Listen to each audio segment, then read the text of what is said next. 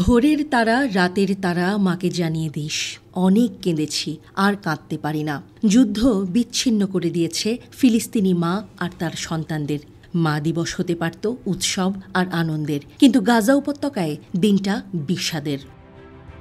এবারের মা দিবস ভিন্ন। গাজায় ভয়াবহ মানবিক পরিস্থিতি। ফিলিস্তিনি মা আদেল জাহার, তার বয়স ৭৭ বছর। তিনি বলেছেন, প্রতি বছর আমার বাচ্চারা মা দিবসে আমাকে একটি পোশাক এবং ফুল দিত এবং আমি খুশি ছিলাম। কিন্তু আজ এমন কিছু নেই। আমরা আমাদের বাড়িতে ফিরে যেতে চাই। আমরা আমাদের বাড়ির ধ্বংসস্তূপ এবং বালির মধ্যে বসতে চাই এবং যুদ্ধের অবসান ঘটাতে চাই।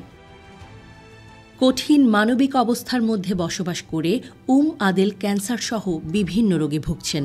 কঠোর ইসরায়েলি অবরোধের মধ্যে তিনি যে খাবার খান তা তার স্বাস্থ্যের জন্য উপযুক্ত নয়। মোহাম্মদ সাবিহা, ৫৫ বছর বয়সী এই মা বলেছেন, গাজায় ইসরায়েলি যুদ্ধের কারণে আমরা যে কঠিন পরিস্থিতিতে বাস করছি তাতে আমি একজন কষ্ট সয়ে যাওয়া মা। আমার মনে আছে মা দিবসটি আমরা আমাদের বাড়িতে উদযাপন করেছি। সুন্দর স্মৃতি রয়েছে। মোহাম্মদ উল্লেখ করেছেন, তার সন্তানরা এই উপলক্ষে তার জন্য উপহার নিয়ে আসত, কিন্তু আজ একটি দুঃখের দিন। মধুর স্মৃতি বহন করে এই ফিলিস্তিনি নারী তার খান ইউনিসের বাড়িতে ফিরে যেতে চান। ভয় যুদ্ধের মধ্যে মা দিবস। আনাম আবু ওয়াদি, বয়স ৬১ বছর। যুদ্ধের ভয়াবহতা তাকে ভুলে যেতে বাধ্য করেছে আজ মা দিবস। তিনি বলেছেন, আমাদের বাচ্চারা উপহার নিয়ে আসত, কিন্তু আজ আমরা এই উপলক্ষটি তাঁবুতে কাটাচ্ছি।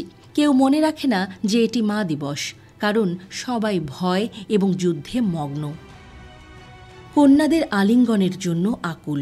গাদা আল কুর্দ, ৩৬ বছর বয়সী এই মায়ের গল্পটা আপনার চোখে পানি আনবে।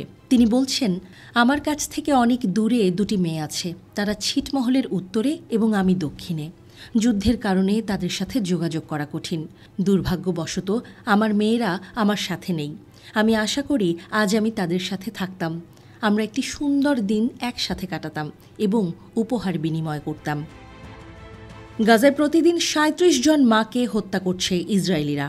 ফিলিস্তিনি রেড ক্রিসেন্ট সোসাইটি এক্স-এ জানিয়েছে, গাজায় ইসরায়েলি যুদ্ধ প্রতিদিন ৩৭ জন মাকে হত্যা করছে।